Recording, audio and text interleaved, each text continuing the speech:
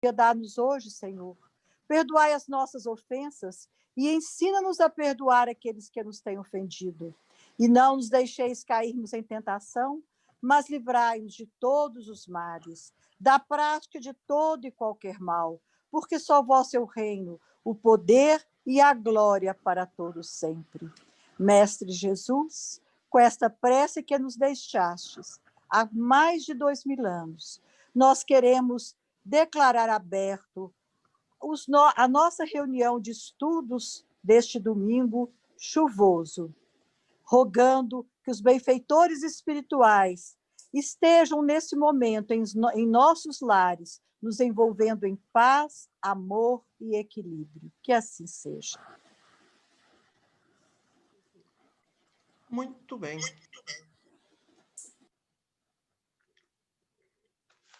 Com a palavra agora a doutora Marisley para a leitura do Evangelho, aliás, dos versículos que nós iremos estudar nesta noite. Obrigado pela palavra. Atos 7. Versículos 55 a 60. Obrigada.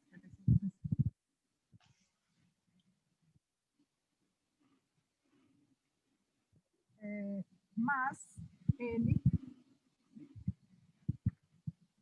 estando cheio do Espírito Santo e fixando os olhos no céu, viu a glória de Deus e Jesus, que estava à direita de Deus. E disse: Eis que vejo os céus abertos e o Filho do Homem que está em pé à mão direita de Deus. Mas eles gritaram com grande voz, taparam os ouvidos e arremeteram unânimes contra ele. E expulsando-o da cidade, o apedrejavam. E as testemunhas depuseram as suas vestes aos pés de um jovem chamado Saulo. E apedrejaram a Estevão, que em invocação dizia: Senhor Jesus, recebe o meu espírito. E pondo-se de joelhos, clamou com grande voz: Senhor, não lhes imputes este pecado. E tendo dito isto, adormeceu. Amém. Nesse momento, muito obrigada, doutora Marisley. E nós queremos, com muita alegria, transferir a palavra para o nosso professor Emídio Brasileiro, para as suas considerações sobre o estudo desta noite, e, posteriormente, abriremos para perguntas.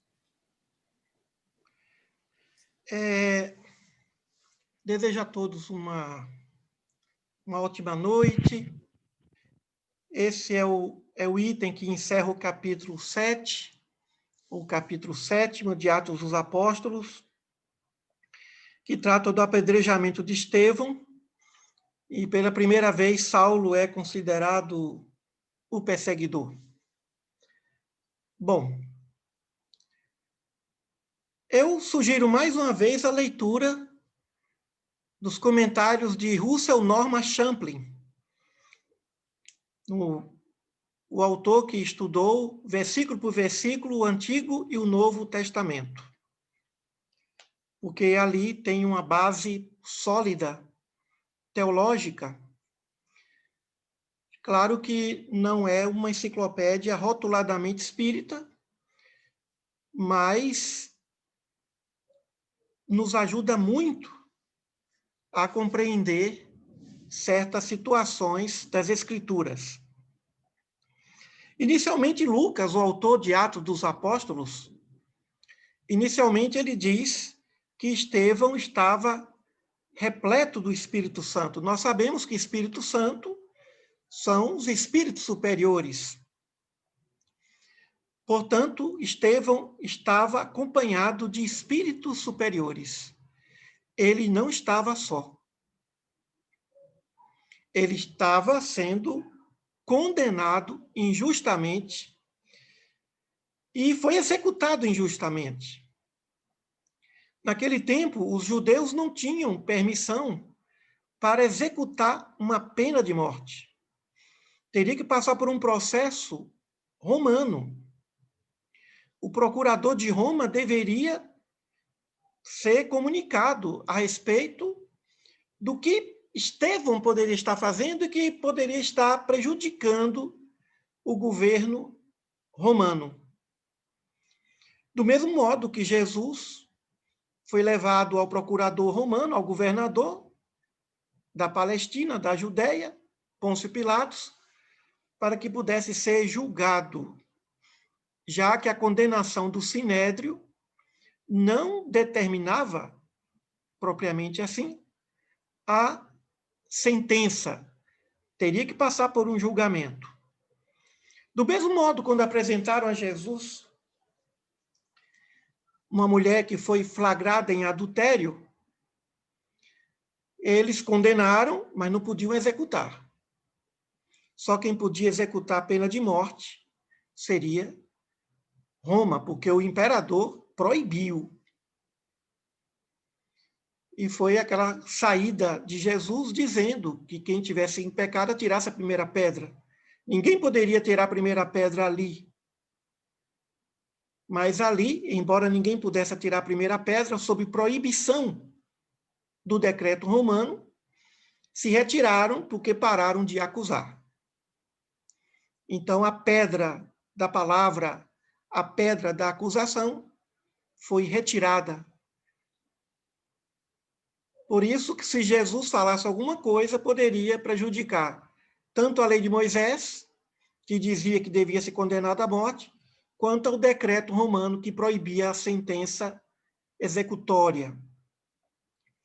Muito bem. O fato é que Estevão foi levado a regiões fora de Jerusalém para ser executado. Por que o Sinédrio não encaminhou um processo de acusação contra Estevão ao procurador romano? Porque Roma somente decretava a morte àqueles que pudessem ameaçar o império. Por isso que do alto da cruz estava lá, aqui está o rei dos judeus. Ou seja, Jesus foi condenado pelo Império Romano porque Jesus se considerava o rei dos judeus. E não o profeta, e não aquele que curava, mas o rei dos judeus. Se ele se considerava rei dos judeus, então isso era uma ameaça ao Império Romano. Foi a base da sentença. Embora Pilatos tivesse lavado as mãos, reconhecendo a inocência de Jesus, ele autorizou colocar no alto da cruz o motivo da execução. Aqui está o rei dos judeus. O motivo da execução. O motivo oficial romano da execução. Quem executou foi Roma, mas quem acusou foram os judeus. E ainda ameaçaram Pilatos. Se você não tomar providência, nós vamos comunicar ao imperador. Mas aí o Sinédrio pensou, o que nós vamos dizer ao governador, ao procurador romano, sobre Estevão? O que é que ele anda fazendo que pode prejudicar? Perceberam que não tinham nada a dizer. Provavelmente, Estevão seria inocentado e sairia daquelas circunstâncias. Por isso que foi um assassinato. Não houve ali uma execução proveniente de algum julgamento, mesmo sendo um julgamento injusto. Estevão não passou nem por um julgamento injusto. Um julgamento dentro das normas do direito romano, dentro dos critérios do direito romano. Então, ele foi assassinado. Ele era um perigo. O próprio Champlin diz que realmente os vínculos de Estevão com Paulo, com Saulo, existiam.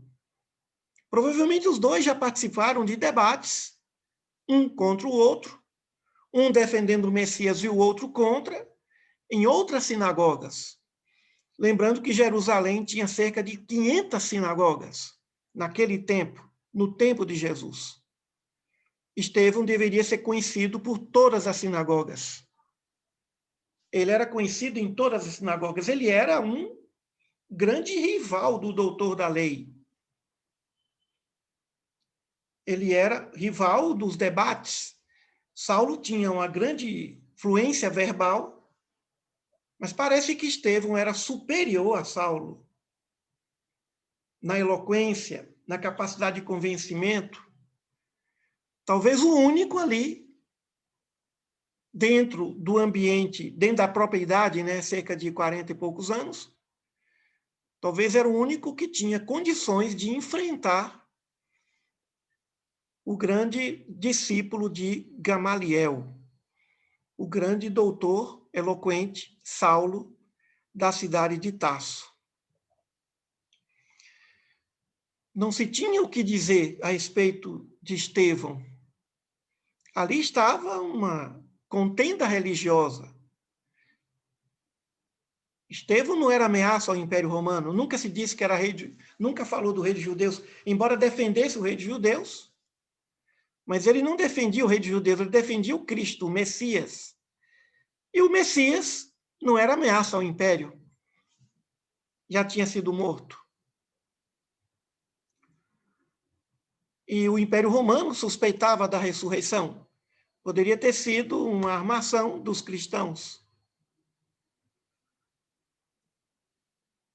Champlin diz também que o que não passou pela cabeça de Estevão é muito difícil. Ele tem um argumento que ele pensou, mas Jesus deu sua vida por isso, por esse tipo de gente?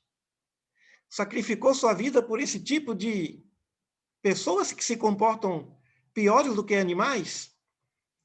Bem, eu acredito que Estevão não pensou nisso. Estevão pensou que estaria ele sendo, claro, vítima de uma injustiça, mas tendo o privilégio de morrer por Jesus. Estevão não questionou em nenhum momento o sacrifício de Jesus. Se valeria a pena se sacrificar por aquele tipo de gente. Estevão não pensou nisso.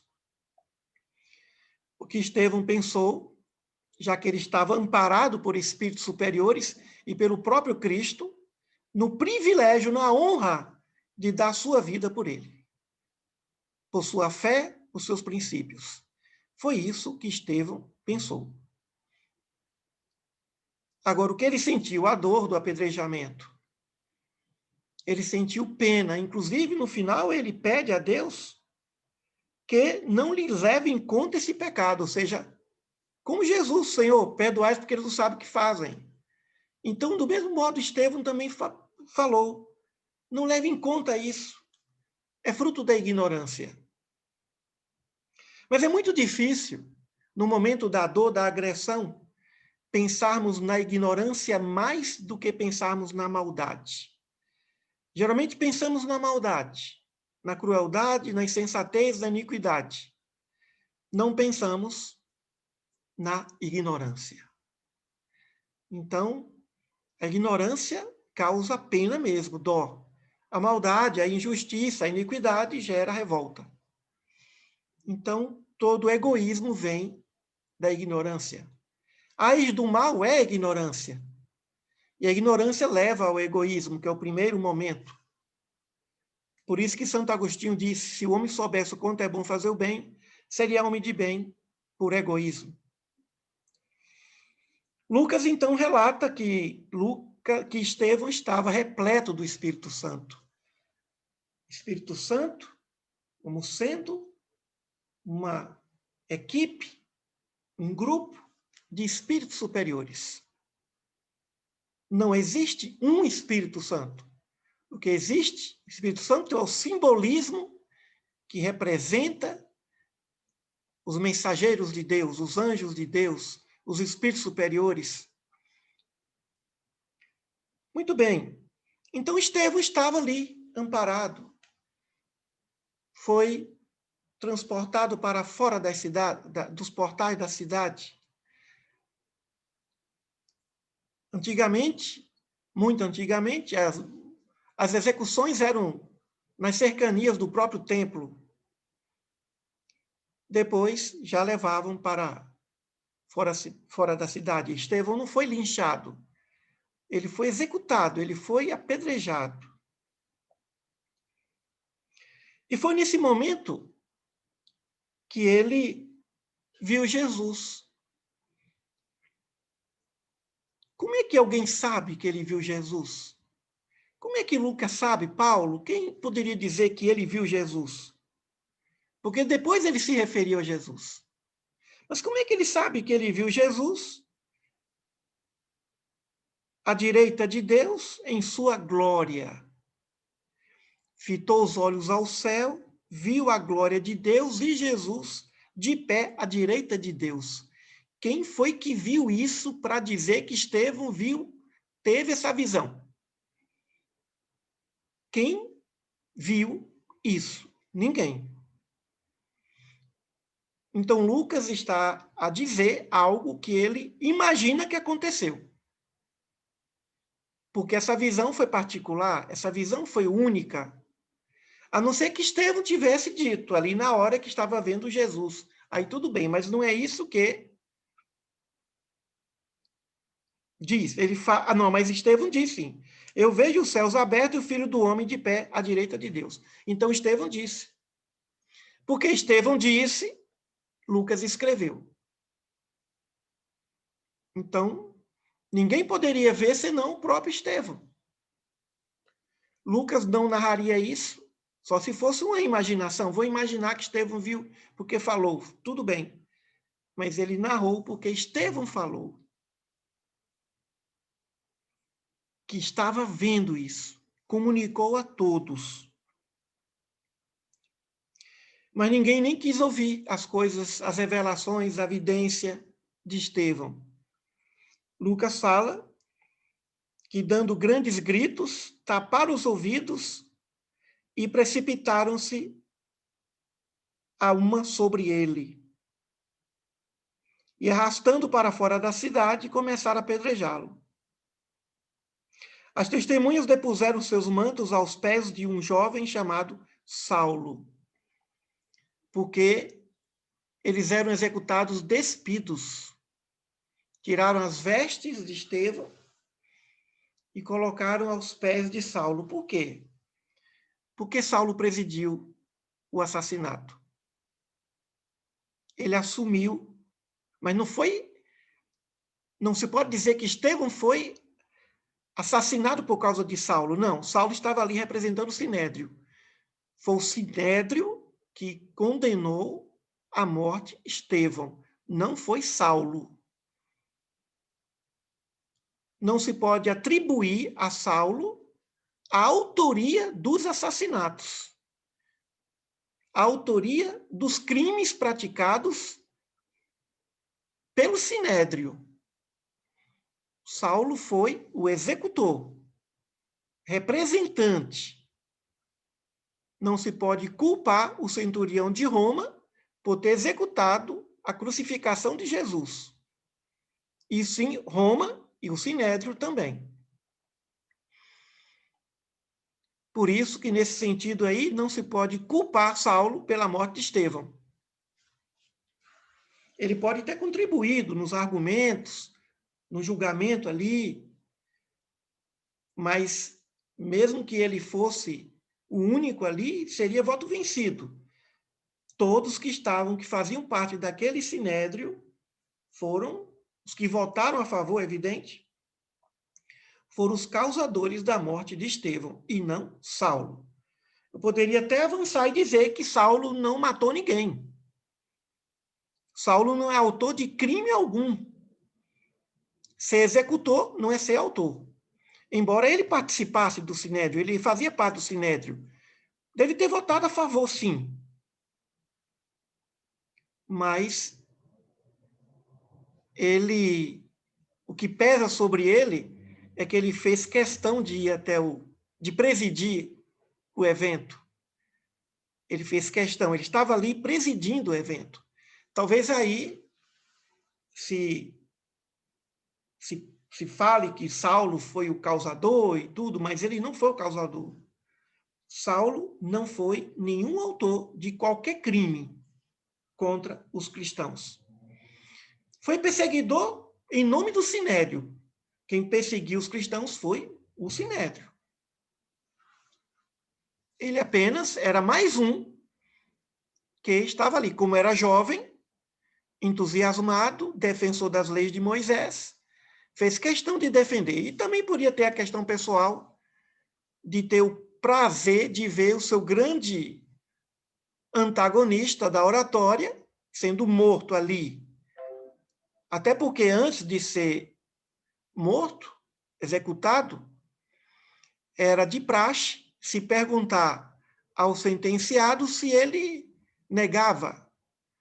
Ou seja, Estevão, para não ser morto, teria que negar a sua fé. Dizer que Jesus não era o Messias. Então, isso foi indagado. Então, depositaram as vestes de Estevão aos pés de Saulo, porque ele presidiu aquele assassinato clandestino, fora das portas da cidade. Ele presidiu, mas ele não foi o autor. Não foi Saulo o causador da morte de Estevão. Isso é um equívoco. Não é verdade. Causador foi o Sinédrio. Bem, as testemunhas de acusação, aqueles que acusaram Saulo, aquelas testemunhas que deram falsos testemunhos, colocaram as vestes, seus mantos, e aqui diz do jovem. Naquele tempo era considerado jovem até os 45 anos. Com certeza, Saulo tinha mais de 30 anos. Tinha mais de 30 anos. Mas não acredito que Saulo tenha... Podia ser ter 40 anos, sim. Já que, pelas contas, Jesus foi crucificado quase que com a idade de 40 anos, sim. E não 33 anos. Provavelmente, Jesus devia ser um pouco mais velho do que Saulo, um pouquinho, 2, 3 anos, e do que Estevão. Não se sabe a idade de Estevão. Mas Estevão era judeu, frequentava as sinagogas de Jerusalém, era um grande debatedor, um grande orador, e quando assumiu ser cristão, passou a ser uma grande ameaça dentro da comunidade judaica. Então, Lucas faz questão de dizer que Saulo era jovem. Depois do próprio Saulo, agora como Paulo, 30 anos depois, diz que era já um velho, uma pessoa idosa. Lá na frente, Paulo fala assim. Talvez dizer o jovem, né? O jovem chamado Saulo, muito se perdoa dos erros da juventude, não se perdoa dos erros da fase adulta, até da fase da senectude, mas não se perdoa erros da fase adulta, mas da juventude. Talvez seja uma forma de dizer ele era jovem, entusiasmado. O fato de ter essa palavra jovem no texto, de certo modo, já defende um pouco, ameniza a responsabilidade do adulto. Ele era jovem, um jovem, entusiasmado, presidia a execução, foi usado pelo Sinédrio, mas era um jovem inteligente que fazia parte do Sinédrio. Já era doutor da lei. Mas a palavra jovem aí está no texto. E Lucas continua, apedrejaram a Estevão enquanto este invocava e dizia, Senhor Jesus, recebe meu espírito. Claro, ele se dirigiu a Jesus porque Jesus estava sendo visto por ele. Agora, a prática judaica não é orar por um profeta, era orar diretamente a Deus. Champlin diz que no momento que Estevão ora a Jesus, está reconhecendo a divindade de Jesus, o seu poder messiânico. Não existia prática judaica de se orar solicitando alguma coisa a um profeta. Não. A prece era diretamente dirigida ao Pai e não a qualquer anjo, a qualquer ancestral, profeta, Abraão, Isaac, não. A prece era diretamente dirigida a Deus. Mas naquele momento, Estevão se dirigiu a Jesus e não a Deus. Ora, se ele viu Jesus de pé à direita de Deus, entre Jesus e Deus, ele teria que dirigir ao maior, a Deus. É o Sol e o satélite, uma estrela maior, uma estrela menor. Então, isso já demonstra que ele demonstrou pela luminosidade de Jesus a sua divindade, porque não se vê Deus materializado. Mas se pode ver a luz divina, uma luz materializada que se pode dizer que vem de Deus. Provavelmente Estevão viu Jesus, reconheceu o Mestre, ao lado de uma grande luz, de um farol, de uma luz de primeira grandeza, e que ele chamou de Deus, no sentido figurado. Mas naquele momento ele não se dirigiu à luz, ele não se dirigiu a Deus, se dirigiu a Jesus. E segundo consta a tradição, os cristãos, quando oravam, se dirigiam a Jesus e não a Deus, como os judeus. Mas Jesus nos ensinou a orar falando diretamente ao Pai, Pai Nosso. Jesus não nos ensinou a orar a oração para Ele, mas a oração para Deus. Mas os cristãos oravam a Jesus. Mas também oravam a Deus, evidente. E com isso nós aprendemos uma coisa que é muito interessante. Talvez uma das melhores formas de orarmos pelos nossos mortos, entre aspas, seja conversarmos com ele mesmo. Fulano, você que já partiu, receba o meu abraço, sinto saudades, como eu aprendi com você, como foi importante o nosso vínculo, como foi importante a nossa união. É uma forma de oração. Quem já experimentou isso sentiu um arrepio, sentiu a energia. Como é bom nós orarmos aos amigos. Fulano, receba de mim esse meu abraço, onde você estiver. Isso também é uma forma de oração. E que Deus te abençoe. Em época de finados, que geralmente se lembra dos que partiram, deveríamos orar diretamente a essas pessoas. Inclusive pedindo a essas pessoas que nos ajudem. Caso possam. Então, Estevão, ao final, orou a Jesus, fazendo o que ele fez, pedindo o que ele pediu. Jesus disse, Senhor, entrego o meu espírito. E também Estevão disse, Senhor, recebe meu espírito. Isso demonstrando a imortalidade da alma, provando que a vida continua, que ninguém morre, que o cristianismo prega a imortalidade da alma.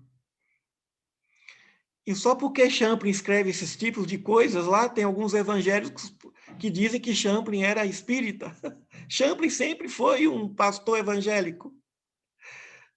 Mas é incrível como o conservadorismo acaba atrapalhando. Champlin foi um professor da Unesp, evangélico, mas era uma pessoa de mente aberta. Não era radical no conservadorismo. Champlin, um dos maiores teólogos, para mim, o maior teólogo do Brasil. Ninguém escreveu a Bíblia versículo por versículo. Então, ele fala, no próprio texto, comentando esse texto, essa passagem, ele diz, desse modo, Estevão, mais uma vez, prova, e usa esse termo, imortalidade da alma. Quem usa muito isso é linguagem espírita. A imortalidade da alma, né?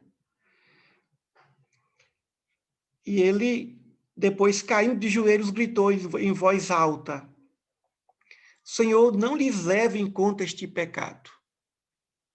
Não considere isso. Claro que Jesus sabia que o problema maior era ignorância. Tanto que o Senhor não levou em conta que chamou Saulo às portas de Damasco. Chamou o presidente do assassinato, da cerimônia de assassinato. O próprio, o gênio do Sinédrio, o prodígio, o mais entusiasmado de todos, para depois ser o mais entusiasmado dentre os divulgadores do cristianismo. Paulo foi o mais entusiasmado divulgador. Poderíamos dizer que o cristianismo nasceu de Paulo.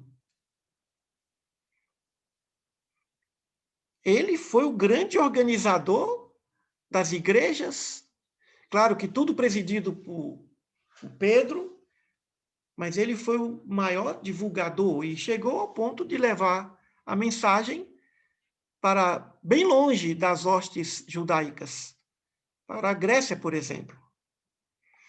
E ao final, Lucas diz, depois adormeceu. É interessante como Champlin diz que a palavra cemitério vem de um termo grego que significa lugar de repouso. Lugar de repouso e lugar de dormir. A palavra cemitério significa local de se dormir, de se deitar e dormir. A palavra cemitério vem de uma palavra de origem grega que significa deitar e dormir. E a sensação é de sono mesmo. A sensação é de sono. Todos os dias nós morremos. A diferença é que não houve rompimento do perispírito. A morte é como sono. O espírito sai. E aí muita gente pode interpretar que ele continua a dormir. Ele não continua a dormir. O corpo dorme. O corpo está inerte. Agora, para sempre. Vai ser decomposto. Ou vai ser cremado. Mas o espírito se libertou. Então, vejamos que Lucas usa da linguagem que, dizendo isso, adormeceu. No caso de Jesus, dizendo isso, expirou. Mas adormecer significa saiu tranquilamente do corpo. Tombou serenamente. Uma vez, um orador espírita foi dar uma entrevista, tem na internet. Foi dar uma entrevista na Rádio Boa Nova, em Guarulhos, em São Paulo. Tem na internet. E durante a entrevista, o orador desencarnou ali, para todo mundo ver. E ele disse para o senhor Jeter Giacomini, que era o entrevistador, naquele tempo ele dirigia a Rádio Boa Nova, dirigia muito bem. E ele disse assim, rapaz, está ficando tudo escuro. E tombou. Às vezes fica tudo escuro, é um desmaio, mas ali houve a desencarnação. Durante a entrevista. Então estava ficando tudo escuro, foi essa sensação. E depois ele tombou a cabeça. Essa foi a sensação. É o sono. ou seja, a saída do espírito do corpo. Por isso que Lucas fala em adormeceu. Bem, é a narração, é a narrativa. O que podemos tirar disso? Será que a morte de Estevão foi injusta? Não sabemos. Não se sabe se ele tinha alguma coisa do passado a resgatar. Pode ter sim ou não. Porque há sofrimentos que não representam resgate. Há sofrimentos que representam oportunidade de evoluir mais ainda, mas não resgate. Nem toda dor é resgate. Consiste no resgate. Não é verdade. Nem toda dor consiste no resgate. Então, não se sabe se foi um resgate, não se sabe se foi um sacrifício, não se sabe. Seja o que for, resgate ou sacrifício, o que importa é que, naquele momento, ele se constituiu no primeiro mártir, no primeiro a ser crucificado, entre aspas, a ser morto depois de Jesus. O primeiro cristão a ser morto em nome de Jesus. Ele foi o primeiro. E, mais uma vez, Saulo não foi o autor disso. Não foi o causador disso. Isso é erro histórico. Não é verdade isso. Isso veio do Sinédrio. Daqueles que queriam matar. Agora, por que Estevão? Como eu já disse antes, por que não mataram Pedro também? Pedro estava pregando. É que Pedro não tinha tradição judaica. Pedro não tinha a proeminência. Pedro não era o eloquente. Pedro não era aquele que arrebatava, que causava grande impressão entre os judeus. Não era o grande orador. Estevão, sim. E era superior a Saulo. Era superior a Saulo. Tanto que pode ter causado a inveja. A inveja pode ter sido a razão dele. Vou levá-lo para ser apedrejado e eu vou arrancar dele a sua negação. E vou sair vitorioso. Lucas não fala aqui sobre isso, mas era um hábito, era de praxe. O fato é que Estevão foi executado pelos seus valores, pelos seus talentos, pela inveja. E isso pode acontecer com qualquer um de nós. Os nossos valores, pelas mesmas razões que alguém gosta de nós, alguém não gosta de nós. Essa é um clichê que eu passo para todos. Quando alguém falar mal de você, e você ficar sabendo, diga ao mensageiro da mensagem negativa. Engraçado, né? Pelas mesmas razões que alguém gosta de mim, alguém também não gosta de mim. Então você está dizendo, estou sendo criticado ou criticada pelas minhas virtudes e não pelos meus defeitos. É uma forma elegante de não mandar aquele indivíduo para o inferno, para o umbral mesmo. Né, Marildo? Como eu costumo dizer para meus alunos, que se registre. Professor, o que você acha daquele que não gosta da sua aula? Eu falo, eu mando para o inferno. Lá vai aprender a gostar das minhas aulas, né, Marilda? Vai para o inferno que quer aprender. Do mesmo jeito também eu falo daqueles que não gostam de mim, vá para o inferno. Mas da forma elegante, da forma evangélica, da forma certa, vamos dizer assim.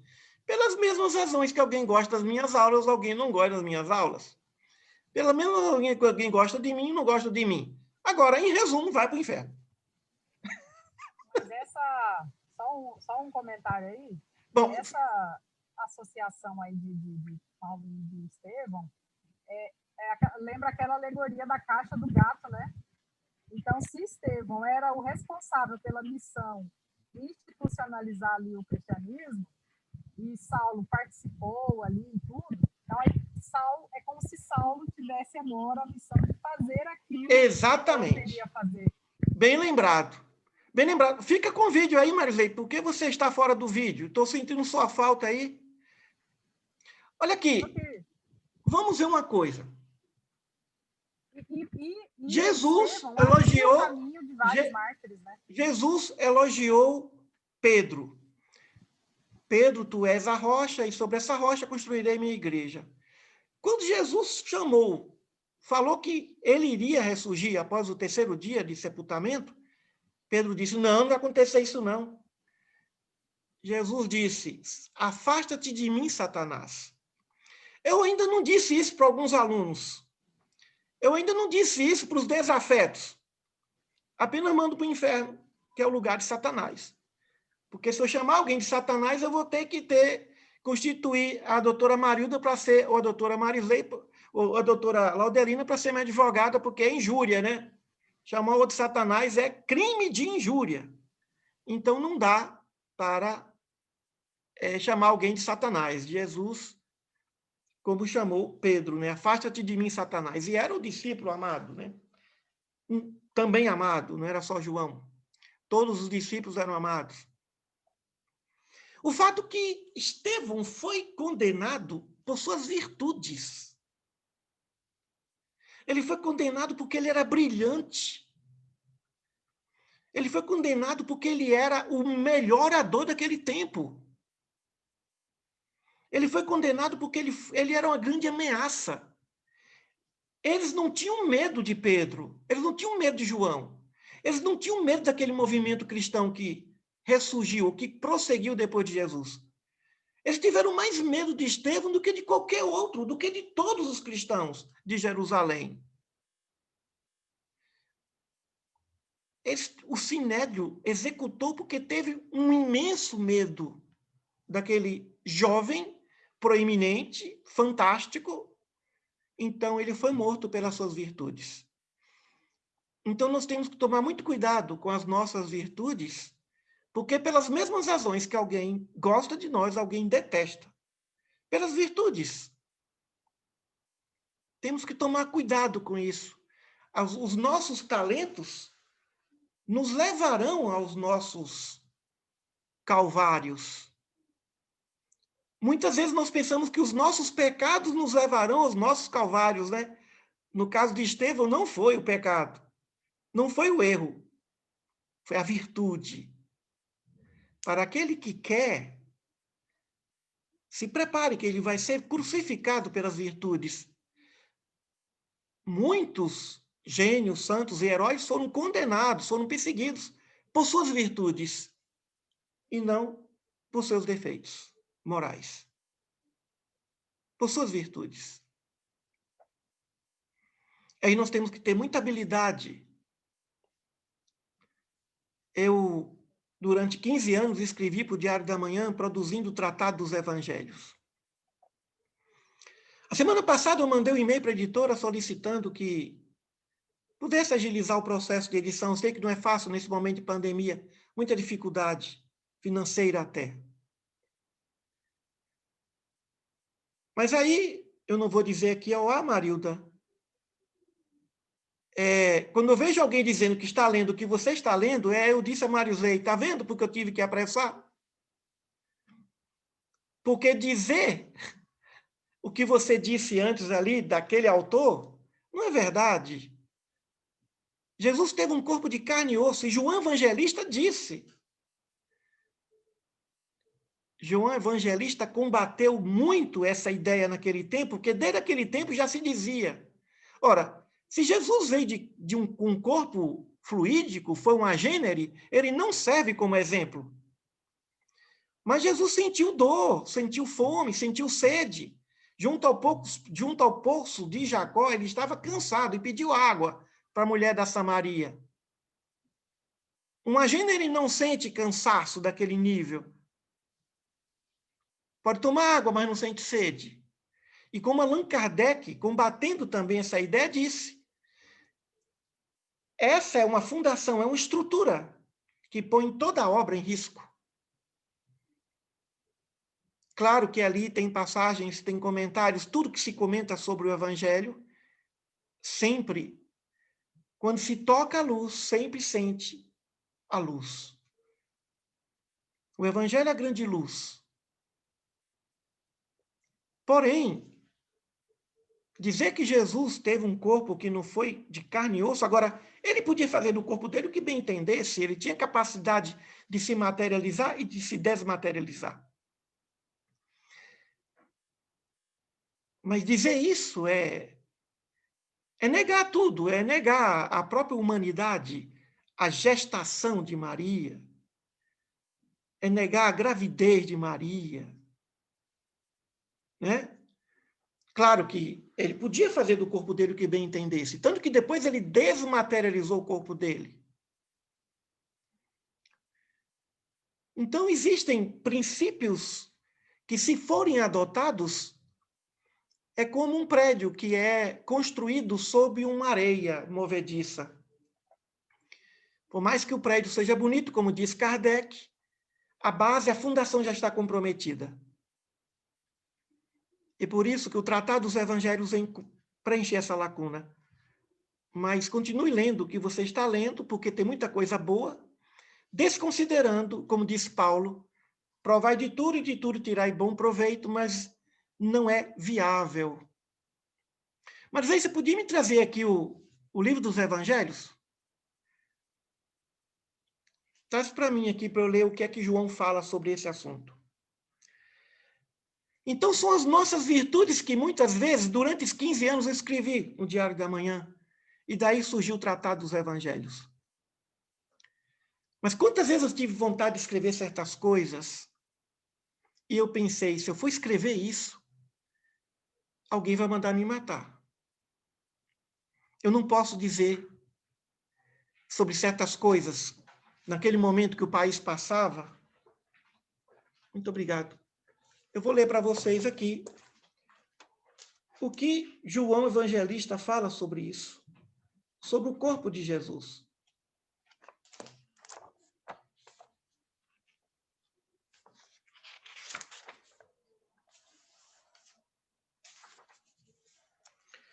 Corpo de Jesus. Natureza. Nos evangelhos, a palavra grega soma significa corpo e ptoma, cadáver. O termo hebraico basar significa carne. João Evangelista assim diz a respeito da natureza do corpo de Jesus. Quem é o mentiroso senão aquele que nega que Jesus é Cristo? Este é o anticristo, o que nega o Pai e o Filho. Amados, não deis crédito a qualquer espírito. Antes, provai os espíritos se procedem de Deus. Todo espírito que confessa que Jesus Cristo veio em carne é de Deus. E todo espírito que não confessa a Jesus não procede de Deus. Pelo contrário, este é o espírito do anticristo, a respeito do qual tendes ouvido que vem, e presentemente já está no mundo.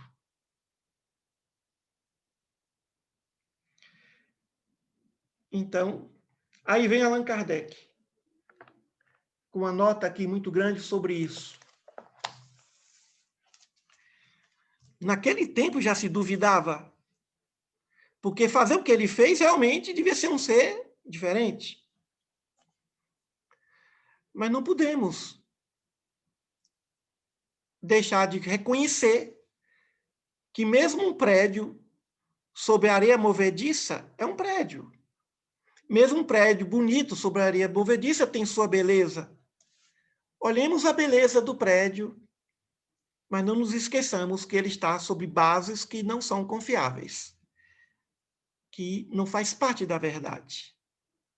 Por muito tempo, no movimento espírita, teve muita polêmica sobre isso. Ainda bem que a maioria, a esmagadora maioria, 99,9% dos espíritas, usam bom senso. Mas o que importa é a mensagem do Cristo. Há um pouco de Estevão em cada um de nós. Somos Estevãos em nossas famílias. Ele foi o primeiro mártir. Nós somos os primeiros em alguma coisa em nossas famílias, principalmente quando nós nos adentramos pelos portais da doutrina espírita. Claro que em qualquer outro ambiente religioso, o espírito pode encontrar a sua redenção, a sua espiritualidade. Irmã Dulce, lá na Bahia, Maria Teresa, tantos e tantos outros. É uma quantidade imensa de anônimos, tão grandes quanto Maria Teresa, tão grandes quanto João Paulo II, tão grandes quanto Chico Xavier, tão grandes quanto tantos e tantos e tantos. Esses que são lembrados tiveram que carregar o peso da fama. Outros, tão santos quanto eles, não carregaram o peso da fama. Tão grande como Francisco foi o Frei Leão. Maior que Francisco foi Clara de Assis, mais rigorosa, mais ali. E certamente, tantos Estevãos existem em suas famílias, em seus ambientes de trabalho, nas sociedades. Então, nós temos que ter muito cuidado no trato com as pessoas, no sentido de saber, é esse o momento da crucificação? Quantas vezes nós convivemos o tempo inteiro no meio de pessoas ignorantes, que não conhecem a realidade espiritual, as verdades espíritas e as verdades do espírito. E temos que ter paciência, compaixão, é um exercício. Isso me lembra Santa Teresinha do Menino Jesus. Muitas vezes ela se colocava na condição quase de masoquista, o outro fazia maldade, ele deixava, como exercício de humildade.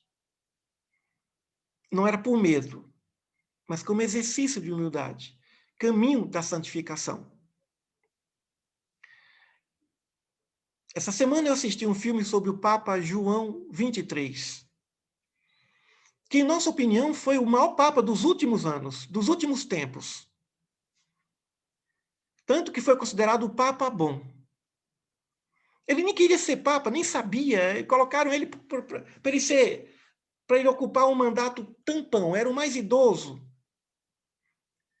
Mas um homem que revolucionou a Igreja, iniciou o Segundo Concílio do Vaticano, convidando evangélicos, protestantes, judeus, todos ali, na Basílica de São Pedro, para que houvesse uma fraternidade entre as religiões.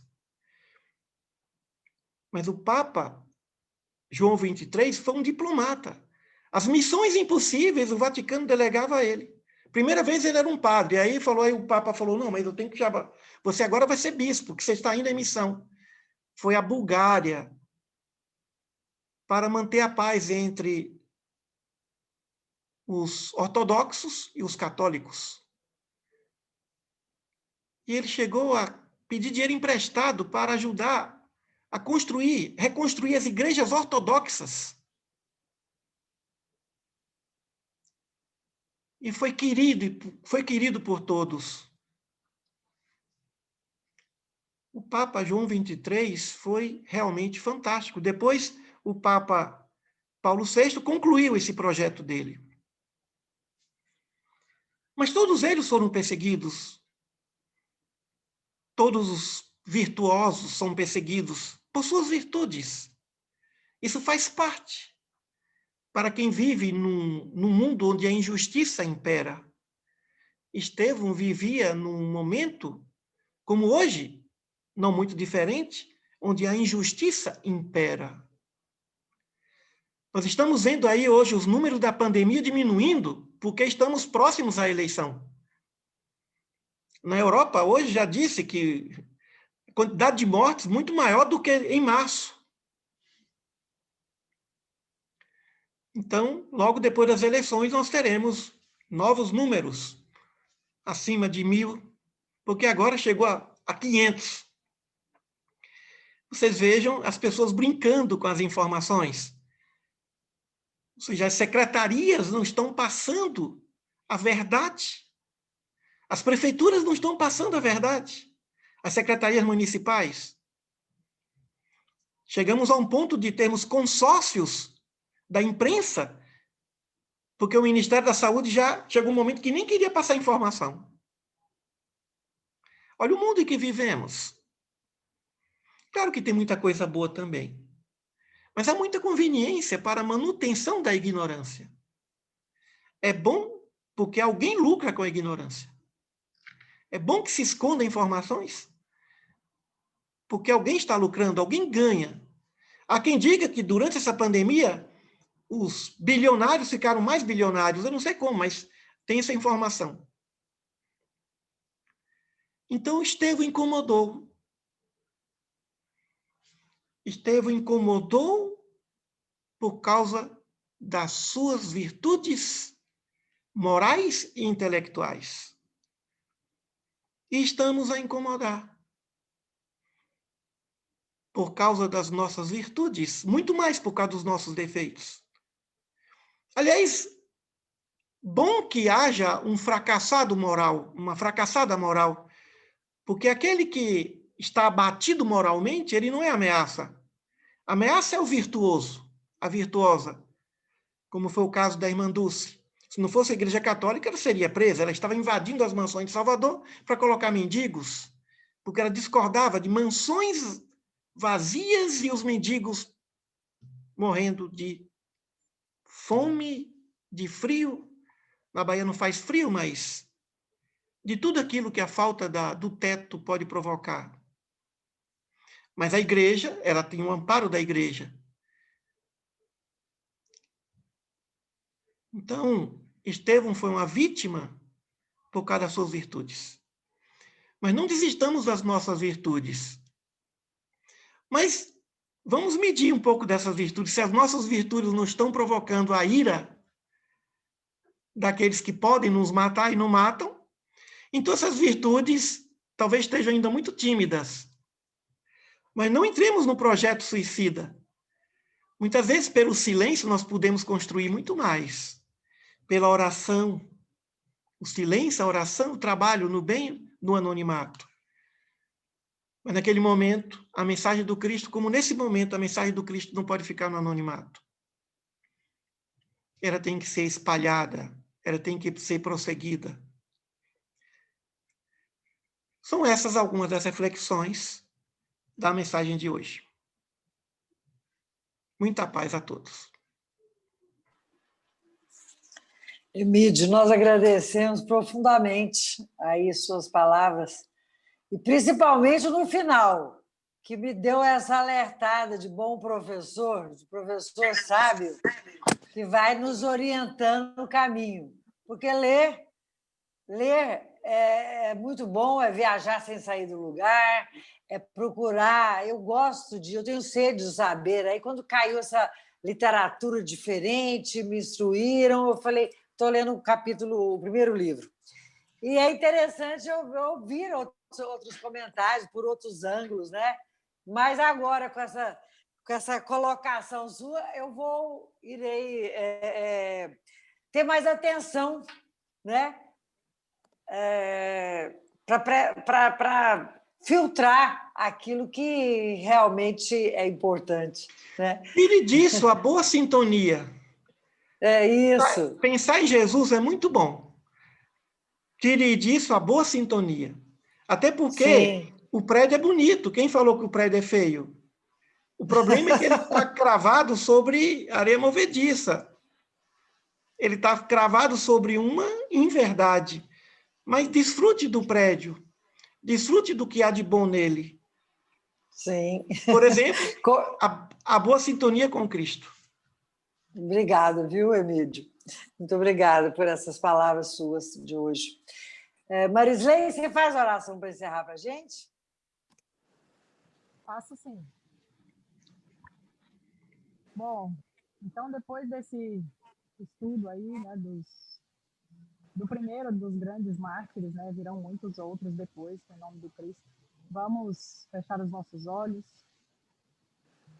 aquietar a nossa mente, agradecer ao querido Mestre Jesus por esse momento de estudo, de aprendizagem, por esse instante de paz, de união, de harmonia.